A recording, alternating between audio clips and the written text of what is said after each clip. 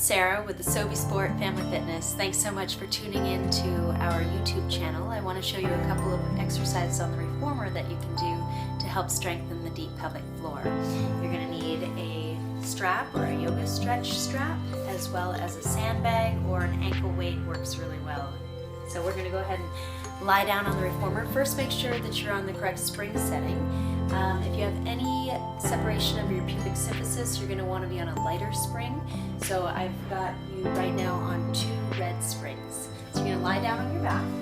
You'll have these handy. You can put the stretch strap on the ground. Then you're going to take this ankle weight or sandbag and lay it across your tummy, pretty much from hip bone to hip bone.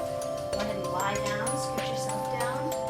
The head is on the headrest, feet are on the foot bar. Shoulders are up close to the shoulder rest, but not pressing right up against them. Drape this across. You're going to make sure your feet are on your heels on the foot bar, and you're in neutral spine. That means that you're not tucked, nor are you arched. You line your neutral spine, and you're breathing with your nose out of your mouth. Inhale to prepare. Exhale to push out. Your nose out of your mouth. 7 to 10 on your heels, and then you move your foot, move both feet down to your toes, relative to the heels. 7 push out. Inhale to come in, and exhale to push out. The next foot position is on your toes in our first position or position. So you exhale to push out. So the 5 foot positions for these would work. You exhale every time you push your hips out. Then you come in for the 4th foot position. Feet are as wide as the foot bar will let you go. Just make sure that your heels are still on the flat padded part of the heel. Exhale, that's where you engage your core, your pelvic floor, as well as your transverse abdominis. Make sure you stay in neutral spine the entire time. So you have your hands on what we call your pelvic landmarks, your fingertips reaching down to your pubic bone, and heel of your palm right on your hip bones. You want to keep this triangle as flat as you can, parallel with the floor. Make sure that it does not reach up toward the ceiling, so you don't want to tuck under, nor arch the space of your lower back. So again, try to find your visual. Inhale in, exhale, go out. 10 toes on the heel, then you slide down to your toes. Inhale to exhale, press out. So again, 5 foot positions. Parallel on your heels, parallel on your toes, turn out, squeeze them together. And then on your heels, the wide position, and then on your toes, the wide position as well. After you finish that series, then you can do progressive calf raises. Feet are back on your toes, parallel position. Inhale, and you exhale. Press out, but now going to calf raise. So keep it straight.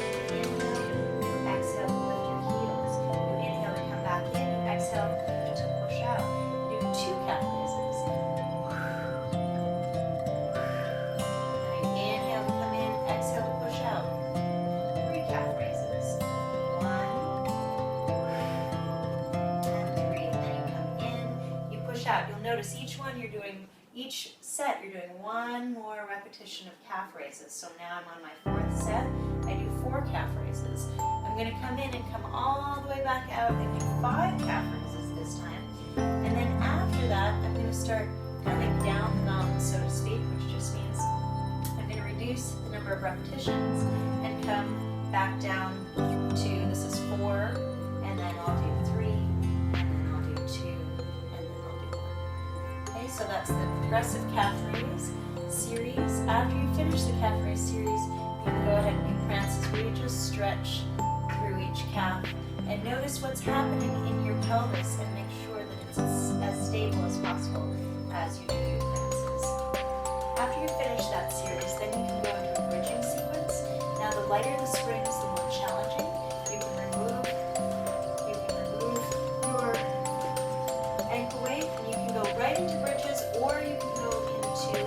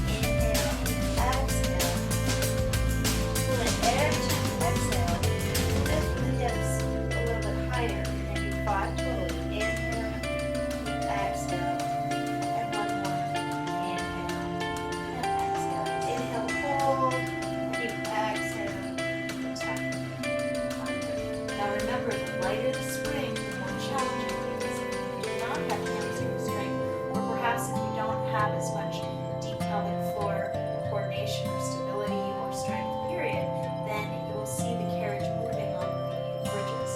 So if I were not able to engage the hamstrings, it would look more like this. You see how the carriage starts to float away rather than stay in tight.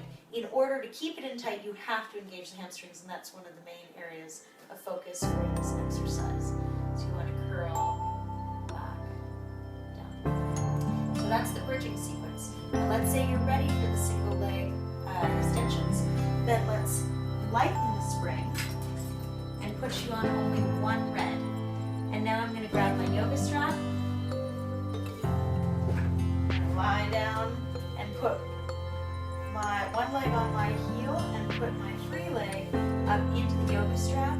Just make sure when you are holding on that you are going to ground your sacrum back in the mat